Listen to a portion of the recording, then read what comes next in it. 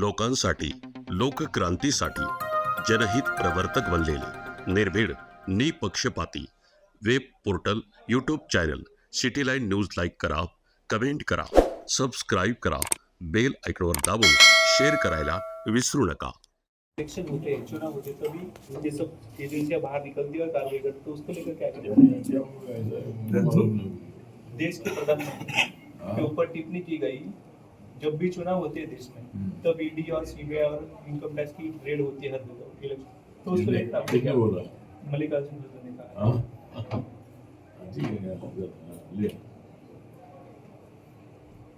बोलने का क्या?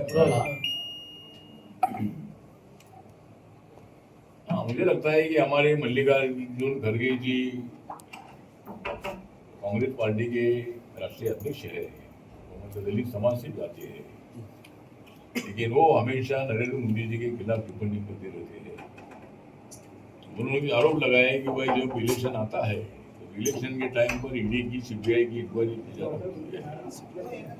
मुझे लगता है कि ईडी की इंक्वायरी जो होती है पेपर पर आधारित होती है, जो उनके पास जो एविडेंस मिलते हैं उस आदमी की उस कंपनी की इंक्वायरी होती है।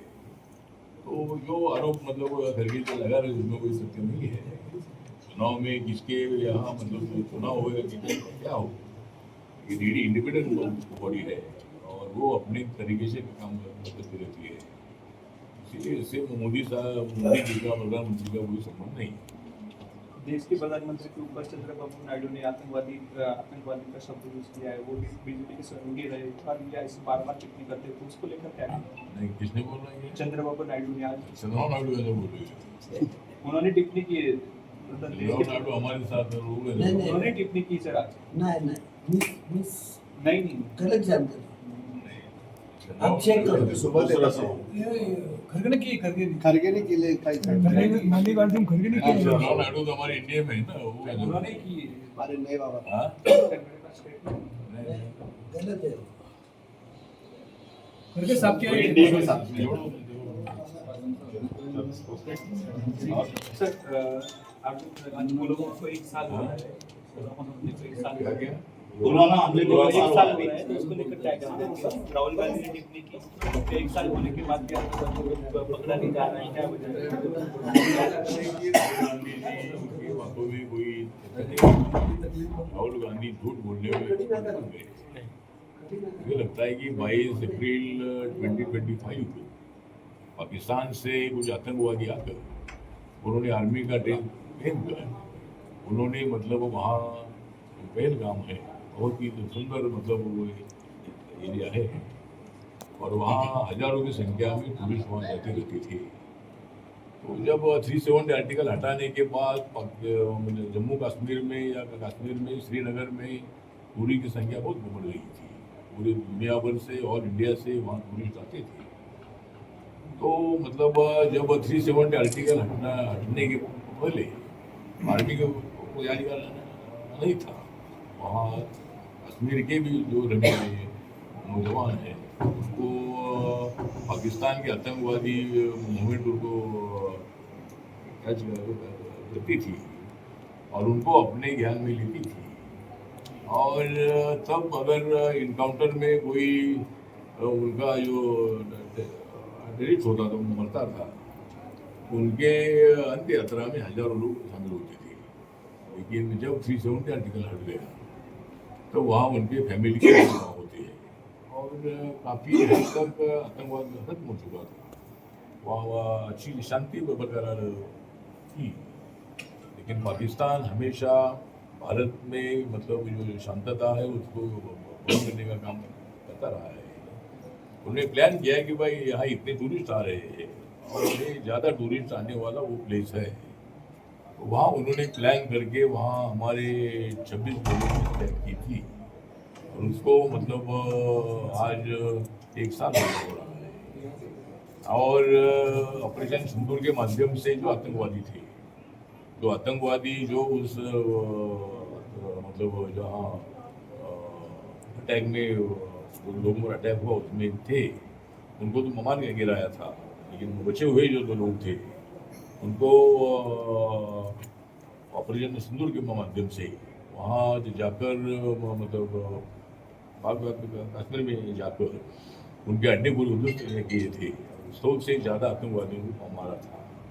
तो राहुल गांधी जो बोलते हैं इसमें कोई तथ्य नहीं है। मतलब वहाँ पूरे आतंकवादी अड्डे हो चुके थे। तो आज उसको 1 साल पूरा हो रहा है और मैं परसों में 20 तारीख को मैं कश्मीर में था। रिपब्लिकन पार्टी की 3 सभाएं जो वहाँ अनंतनाग में एक मेरी जनसभा थी, वहाँ दो दूसरी भी जनसभा थी। तो 3 सभा करके मैं 21 तारीख को कल ही मैं वहाँ से मैं मुंबई आया था। तो वहाँ टूरिस्ट बहुत जा रहे हैं। श्रीनगर में मैंने देखा कि मुझे अनेक टूरिस्ट भी मिले। मुझे मुंबई के इंडिया और महाराष्ट्र के भी अनेक टूरिस्ट मिले। तो कई टूरिस्ट वहाँ बड़ी संख्या में जा रहे हैं। तो अभी तो सभी देशवासियों को मेरा निवेदन है कि जो टूरिस्ट जम्मू कश्मीर जाना चाहते हैं बड़ी संख्या में जा सकते हैं। वहाँ कोई डर नहीं है। वहाँ आर्मी और हमारा BSF है, हमारी CRPF है और पुलिस डिपार्टमेंट है, बहुत ताकत से वहाँ लोगों की सुरक्षा कर रहा है।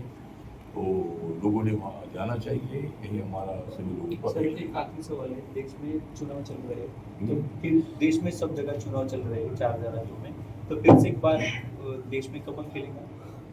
क्या चल रहा है? देश में चुनाव चल रहे हैं अलग अलग राज्यों में, तो फिर से एक बार बीजेपी सरकार आएगी कि वहाँ पे खास तो करके जो पश्चिम 5 राज्यों में चुनाव हो रहे हैं उसमें असम में और पांडिचेरी में हमारी सरकार ऑलरेडी है। अभी बाकी के बचे हुए जो राज्य उसमें वेस्ट बंगाल है।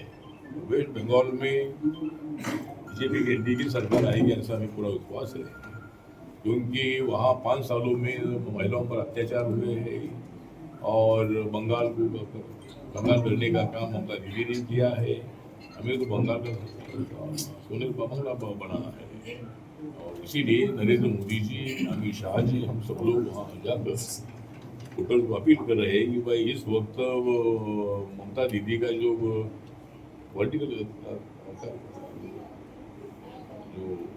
पॉलिटिकल जो मतलब हिस्सा है इसको खत्म करनी है। महिलाओं को और लोगों को सुरक्षित रहना है। तो हमारे हाथ में सत्ता अगर आ जाती है, गुंडा राज को खत्म कर देंगे। यह एजेंडा हमारे NDA का वहाँ है और इस वक्त वहाँ बीजेपी की NDA की सरकार आई ऐसा मेरे को विश्वास है। चौथा राज्य तमिलनाडु है। तो अभी महिला आरक्षण बिल को फेल करने का काम वहाँ स्टालिन के MP ने किया है। इसीलिए वहाँ की महिलाएं बड़ी संख्या में ADMK और जो बीजेपी का अलायंस है उसको वोट कर सकती है और वहाँ भी हमारी सरकार आ सकती है। ये केरल में हम नहीं बोल सकते हैं, वह LDF की जो वहाँ सरकार है, कभी UDF की सरकार वो आती है, कभी LDF की आती है।